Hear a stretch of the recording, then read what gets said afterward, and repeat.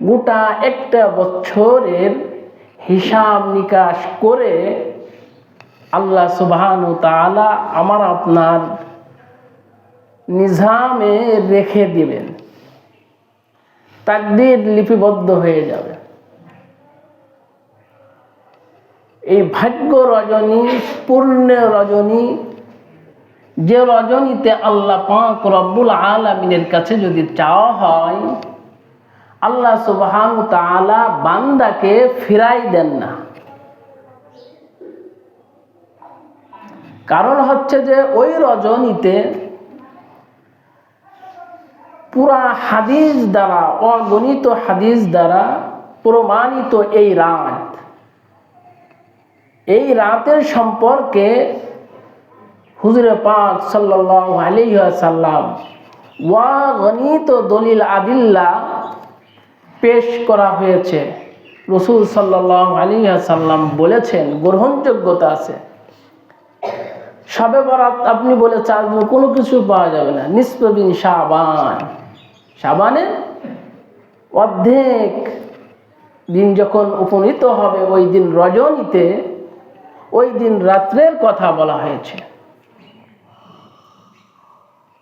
সিয়ামুহু ওয়া কিয়ামুহু, সিয়াম এবং রাত জাগরণের কথা হাদিস শরীফের মধ্যে আছে। এই রাতকে কেন্দ্র করে আমরা জানতে পারলাম এই রাত সঠিক রাত। কেউ যদি ভুল বুঝায়, ভুল বলে, বুঝানোর চেষ্টা করে, ওদিকে কান দেওয়া যাবে না। এরপরে এই রাতকে কেন্দ্র করে কিছু বাড়াবাড়ি আর কিছু ছাড়াছাড়ি আছে। বাড়াবাড়ি কি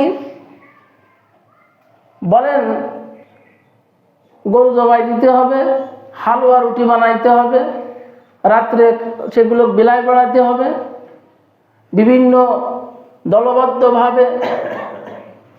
বিভিন্নভাবে আমরা কবরস্থানে যে ভিড় করতে হবে, মানুষকে দেখাইতে হবে, এরকম আছে না কিছু বাড়াবাড়ি? এই বাড়াবাড়ি করা যাবে না। আর এই বাড়াবাড়ি, কিছু লোক বাড়াবাড়ি দেখে পুরা রাতকেই অস্বীকার করতেছে।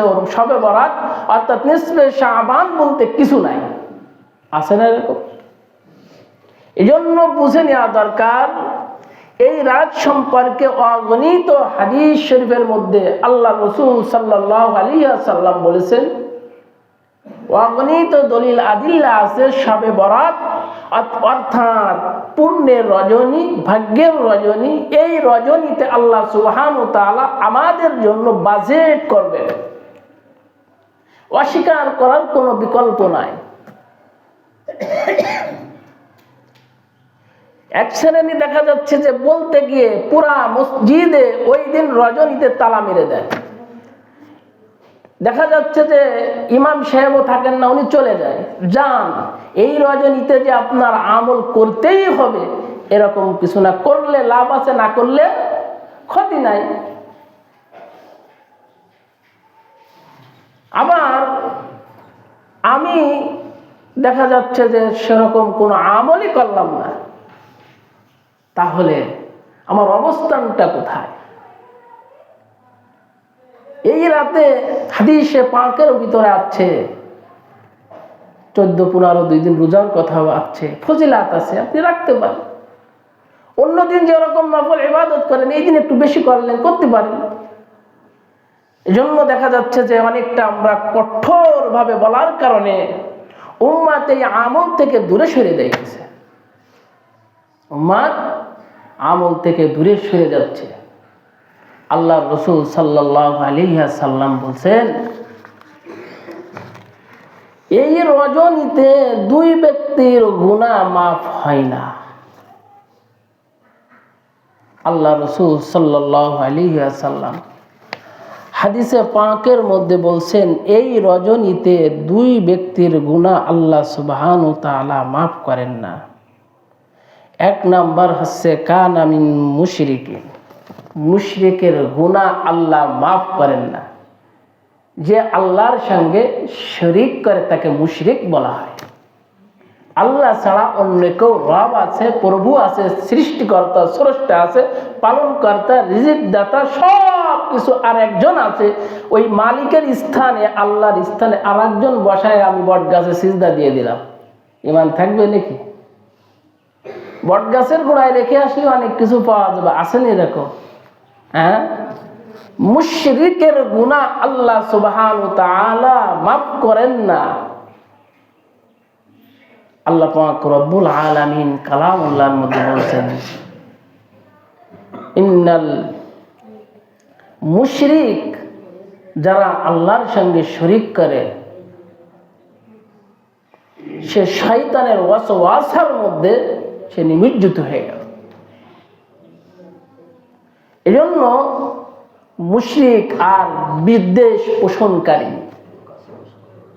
যারা বিদ্বেষ ছড়ায় বেড়ায়, যেটা না সেটা আমি ছড়ায় বেড়ালাম, এই গুনাহার থেকে পরিত্রাণ পেতে গেলে, মাপ পেতে গেলে আল্লাহ পাক রব্বুল আলামিনের দরবার থেকে, গুনাহের কাছ থেকে এটাকে বারণ করতে গেলে, মিটাইতে গেলে, বিলুপ্ত করতে গেলে, মুছতে গেলে, নিষ্পাপ হতে গেলে খালেস দিলে তওবা করা। আর জীবনে কোনোদিন এই কাম আমার দ্বারা প্রকাশিত হবে না। যদি এরকম দিন ধ্যান খেয়াল নিয়ে ইচ্ছা পোষণ করে যদি ইস্তেকামতের সঙ্গে যদি আল্লাহকে ডাক দিতে পারেন, আল্লাহ, আর জীবনে কোনোদিন মুশরিক হব না, তোমার সঙ্গে কাউকে শরীক করব না। আল্লাহ সুবহানাহু ওয়া তাআলা ওই বান্দা যে তওবা করলেন ইস্তেকামতের সঙ্গে, অটল অবিচল তওবা ভেঙ্গে পারবেন না। তওবা করলাম, আবার তওবা আমার থেকে ভাঙ্গা হয়ে গেল। ওয়াদা করলাম, ওয়াদা ঠিক রাখতে পারলাম না রে বাবা। মুশরিকের গুনাহ আমার আল্লাহ বলছেন, তুমি আমার সঙ্গে শরীক করলাম, এই শরীক করার কারণে আমি আল্লাহ তোমার উপরে রাগান্বিত হয়ে যাই। বান্দা নামাজ পড়ো না, কষ্ট আমার লাগে, ঠিক আছে, নামাজ তো আমি হুকুম দিয়েছিলাম, তোমার কাজ। তুমি নামাজ না পড়ে তুমি ওই স্থানে বলেন কার পাশে নামাজ পড়বো, নামাজি লোক আসেনি, এরকম বান্দা দুনিয়াতে আসে নাই? আছে বাবা আপনাদের মাঝে? কার পাশে নামাজ পড়বো আসে না এরকম কিছু লোক? ও বাবা, নামাজ তো পড়বা, তুমি মালিকের গোলামি করবা, তুমি কার পাশে নামাজ পড়বা তোমাকে এটা বিশ্লেষণ করার জন্য তোমাকে দুনিয়াতে পাঠাই নাই রে বাবা। মসজিদ কায়েম হয়েছে, মসজিদের ইমাম নিযুক্ত হয়েছেন, ওরে যাকে ইমামের জায়গায় বসাইছো, ইক্তেদা করে যখন আল্লাহু আকবার বলে দাঁড়িয়ে গেলে রে বাবা, আমি যখন আল্লাহকে আল্লাহ বলে ডাক দিলাম, আমার আল্লাহ বলছো তুমি কার পিছনে দাঁড়াইলে এটা আমি মালিক দেখবো না, বান্দা তোমার জবান দেখবো, তোমার ভিতরের জবানটা দেখবো, অন্তরের হাউ দেখা আমি মালিক তোমার বিচার করব। আছে কি আছে না রে বাবা? যারা শিরিক করে শিরিক থেকে দূরভীত হতে হবে, দূর হতে হবে, তওবা করতে হবে। বিদ্বেষ পোষণকারী আমাদের মধ্যে আছে কিনা? বিদ্বেষ, অমুক ভালো না অমুক ভালো, সত্য মিথ্যা দিয়া মিশ্রিত করে মানুষের কাছে হালুয়া রুটির মতন পৌঁছায় দেন কিনা? বিদ্বেষ পোষণকারীর গুনাহ আমার আল্লাহ মাফ করে না রে বাবা। হাসরের ময়দানে এই বিদ্বেষ পোষণকারী পয়গম্বর মিরাজে যে দেখে আসছিলেন, ও মুসলমান, এই শবে বরাতের রজনীতে নিসফে শাবান 14 তারিখের দিবাগত রজনীতে আমার আল্লাহ যখন বলছেন, সূর্য যখন বন্ধ হয়ে যায়, সূর্য যখন, ও মুসলমান, সূর্য যখন ডুবে যায়, বিলুপ্ত হয়ে যায়, প্রথম আসমানে এসে আমার আল্লাহ বলেছেন, বান্দা আমার কাছে তুমি কি চাও, কোন দরখাস্ত করো, তুমি বিপদে পড়ছো, অনাহারে রয়েছো, আমি আল্লাহ পাক রব্বুল আলামিনের কাছে বান্দা তুমি চাইবা, চাইতে দেরি আছে, আমি আল্লাহ তোমার চাওয়াকে আমি আল্লাহ গ্রহণ করে নি। আপনি যদি বলেন আল্লাহ এমন 5 তলা বাড়ি দাও, হবে নাকি বাবা? তোমার নিজাম অনুযায়ী, যুক্তি সঙ্গত অনুযায়ী তুমি মালিকের কাছে চাইবা, আমার আল্লাহ তোমাকে দিয়া দেয়। দিতেন পারেন কিনা আমার আল্লাহ? কার কি সমস্যা আল্লাহ ডাকতে বলেছেন? দলবদ্ধভাবে ডাকতে হবে এ কথা পয়গম্বর বলেন নাই। ফজর মাগরিবের পর থেকে নিয়ে সূর্য উদিত হওয়া আগ পর্যন্ত সাদিক পর্যন্ত আল্লাহ ডাক দিতে থাকে, মায়ার ডাক। বান্দা ঘুমায়া দেখো কেন? কত গান বাজনায় তুমি সময় নষ্ট করে দিচ্ছ, সেখানে রাতের পর রাত তো চলে অতিবাহিত হয়ে যায়। বলছে ভাই এত তোর শরীরটা শুকনা শুকনা লাগে কেন? আমি আজ ইলেকশনের জন্য আজ 15 দিন ঘুমাই না। আছে না এরকম? এ বাবা আছে কিনা? একটা রাত, যে রাতটা 1000 মাসের থেকে 1000 রাতের থেকেও উত্তম একটা রাত। মুসলমান, আপনি যে আল্লাহর ওলি হতেন, যারা সুজদা ওয়া কিয়ামা, সিজদা ছাড়া, কিয়াম ছাড়া, রাত জাগরণ ছাড়া, এজন্য কবি বলেছেন সাহারাল লায়ালি, সাহারাল লায়ালি। যদি আপনি রাত জাগরণ ছাড়া আল্লাহর ওলি, আল্লাহর বুজুর্গ, আল্লাহর পরিণত বান্দা, আল্লাহর খিলাফতকৃত বান্দা আপনি হতে পারবেন না। আছে না এরকম?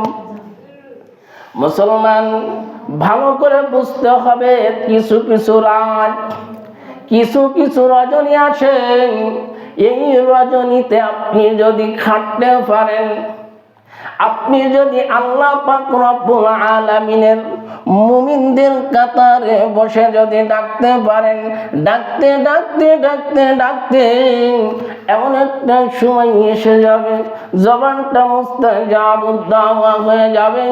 আপনি আল্লাহকে ডাকবেন, আল্লাহ ডাকের সাড়া দিবেন। আল্লাহ বলেছেন উদউনি আস্তাজিব লাকুম।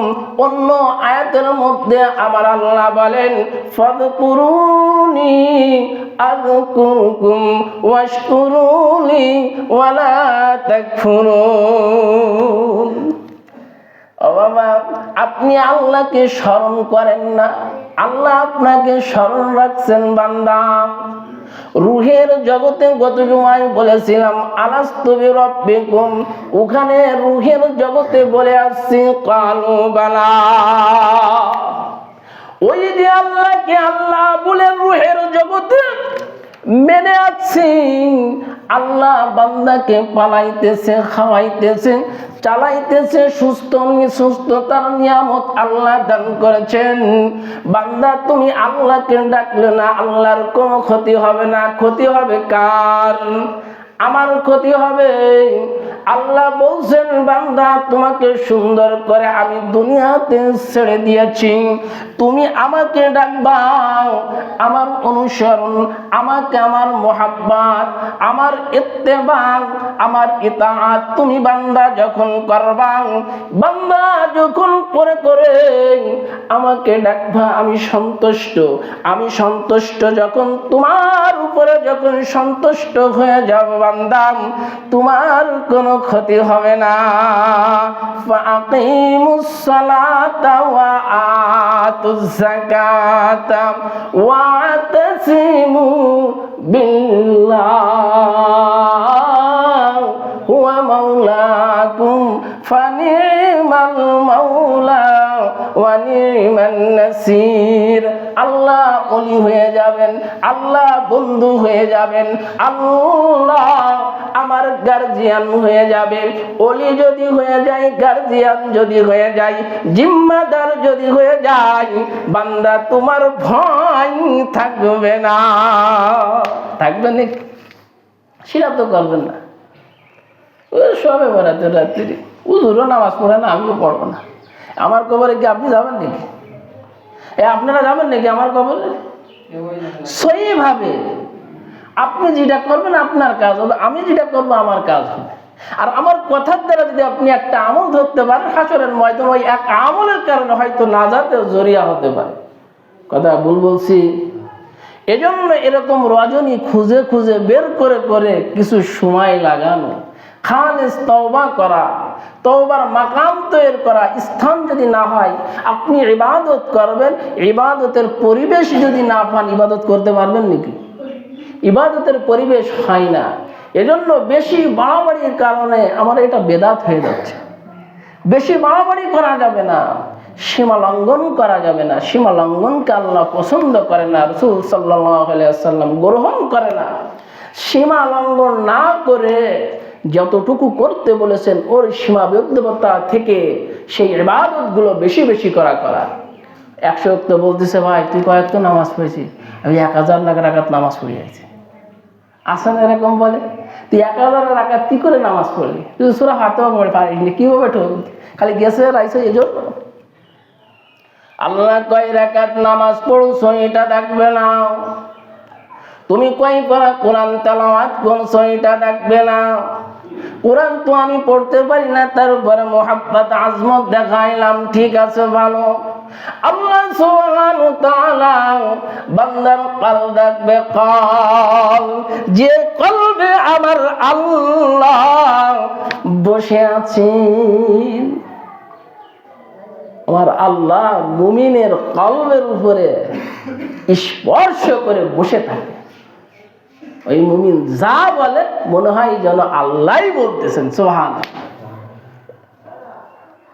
এজন্য আমি আপনাদেরকে বলবো, এই রাতগুলো বেশি বেশি করে মসজিদে করেন আর বাড়ি করেন, যেখানে করেন না কেন, নিসফে শাবানে বেশি বেশি করে আপনার নেক ইবাদত করতে হবে। এটা করা দরকার।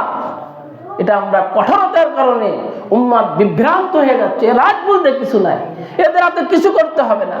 আরে নিয়ম নীতি রেখা কোনো কিছুই নাই। যতটুকু আছে আপনি যা পারেন অতটুকু ইবাদত আপনি করতে থাকবেন।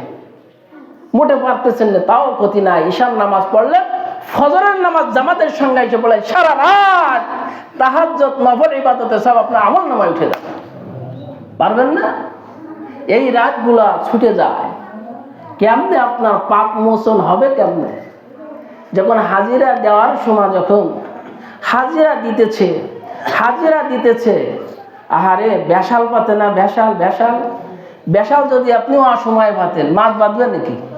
গোন আছে না, গোনের সময় বেশাল পাতে, তখন মাছ গুঁতো দিয়ে মাছ বেশালের পরে ওঠে। এমন রজনী আছে, যে রজনী উম্মতে মুহাম্মাদি আল্লাহর বান্দারা, ইমানদার মুত্তাকিরা বেশাল পেতে বসে থাকে। ইমানের বেশাল, আমলের বেশাল, কুরআন তেলাওয়াতের বেশাল, তাসবিহ তাহলিল বেশাল।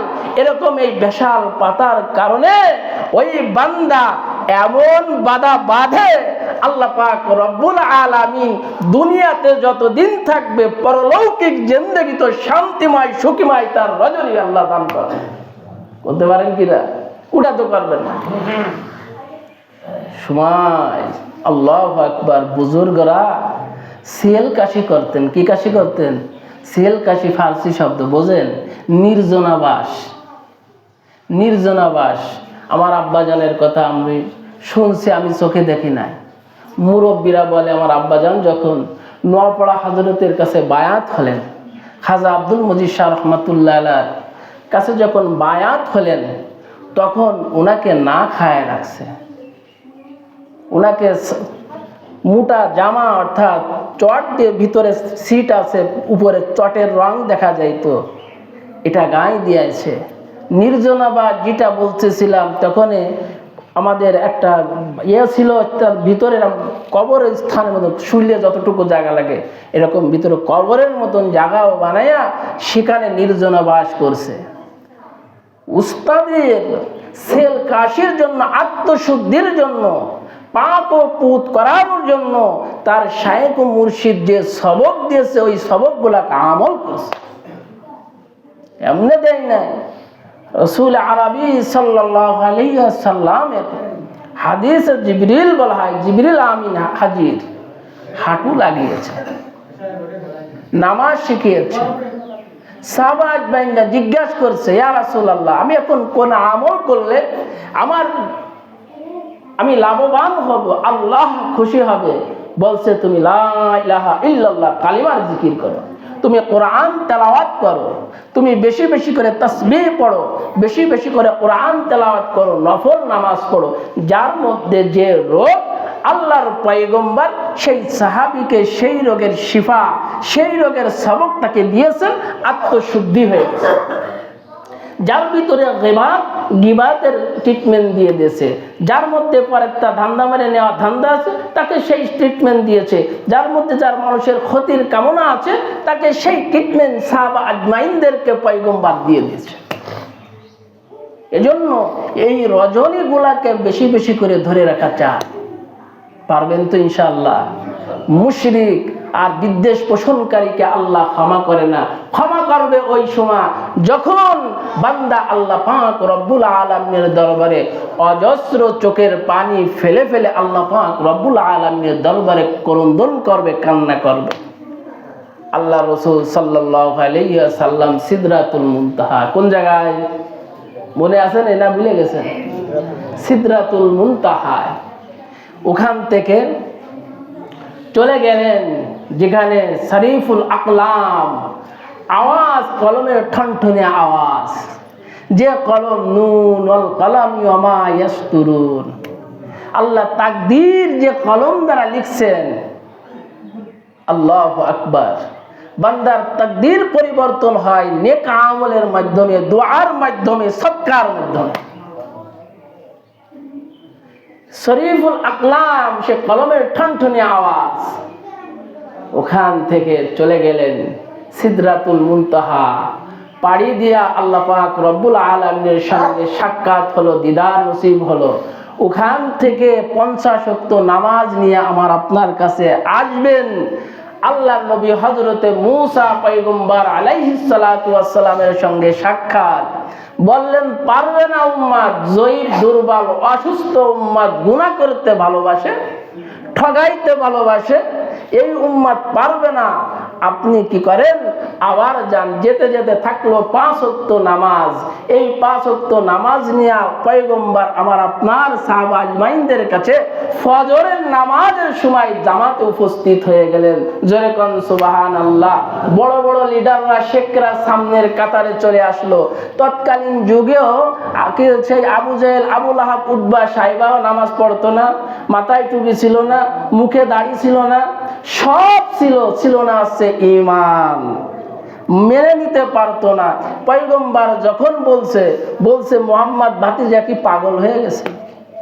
চলে গেল দলবদ্ধভাবে হযরতে আবু বকরের কাছে যাওয়া হোক। আবু বকর রাদিয়াল্লাহু তাআলা আনহু সিদ্দিক উপাধি কেন পেলেন? আবু বকরের কাছে বলার সঙ্গে সঙ্গে কে বলছে? পয়গম্বর বলেছে। পয়গম্বরের কথা সঙ্গে সঙ্গে বলে, সাদাক্তা ইয়া রাসূলুল্লাহ, জোরে কোন সুবহানাল্লাহ। সঙ্গে সঙ্গে বিশ্বাস করে নিয়েছেন, সিদ্দিক উপাধি পেয়ে গিয়েছেন, সত্যবাদী। সে স্বীকারোক্তি দিয়েছিলেন। আল্লাহু আকবার। দেখেন, এরপরে আবু লাহাব, আবু জেহেল, আবু লাহাব অনেক প্রশ্ন। তুমি মসজিদ বাইতুল মামুরে নামাজ পড়িছো, তুমি আকসায় নামাজ পড়েছো, কয়টা জানালা, কয়টা দরজা, কি সব কিছু তোমার বলা লাগবে। হাদিস শরীফের মধ্যে আছে, ওই মসজিদকে আল্লাহর রাসূল সাল্লাল্লাহু আলাইহি ওয়াসাল্লামের সেই চোখ খুলে দেয়। এক রাওয়ায়াতে আছে যে মুহাদ্দিসিন ইকরামরা বলছে, আর এক রাওয়ায়াতে আছে মসজিদটাকে সরাসরি আল্লাহ রাসূল সাল্লাল্লাহু আলাইহি ওয়াসাল্লামের চোখের সামনে তুলে ধরছে। একটা হচ্ছে যে কাশফ ইয়া সারিয়াতুল জাবাল, অন্তর চক্ষু যাদেরকে আল্লাহ খুলে দেয়, চোখ বুঝলেই আল্লাহ তাদেরকে সব জানিয়ে দেয়। আছে না এরকম? কেন? একটা কথা বললে আপনারা বুঝতে পারবেন। কারণ হচ্ছে যে যিনি ইরান থেকে হিজরত করে এই নোয়াপাড়ায় যখন আসছিলেন, মোহাম্মদ আলী শাহ ইরানি, উনার এক শাগরেদ, উনার এক মুরিদ বলতেছিলেন, ওনারা আসতেছিলেন বৈটিয়াঘাটার থেকে, যখন রূপসা ওখানে আসছে, তখন একটা পানির ভিতরে ওই নৌকাটা, ওই স্টিমারটা তলায় যাইতেছে। তখন খাদেম, তখন খাস কামরায় সমস্ত যারা ছিল খাদেম বলতেছে, এখন তোমরা বেশি বেশি করে দুরুদের আমল করো, যেরকম সুবহানাল্লাহ। দুরুদের আমল করার পরে দোয়া হলো, এরপরে ওই ইয়ারা সবাই আসলো। আসার পরে কি নৌকায় কি তোমরা ডুবে যাচ্ছিলে? মুসলমান আল্লাহ ওয়ালাদের অন্তর চক্ষু আমার আল্লাহ খুলে দেয়। বান্দা যখন আল্লাহর হয়ে যায়, আল্লাহ বান্দার হয়ে যায়, কুল কায়নাতের মধ্যে সবকিছু ওই বান্দাকে আল্লাহ দেখায় দেয়। এজন্য পয়গম্বর সেই আবু জাহেল আবু লাহাবকে সব দেখে দেখে দেখে দেখে কয়টা দরজা কয়টা জানালা সব কিছু বলে দিলেন, তারপরও ইসলাম গ্রহণ করি নাই। ইসলাম নাই, সেই মাদ্দাটাই নাই, এজন্য সে ইসলাম গ্রহণ করতে পারি নাই।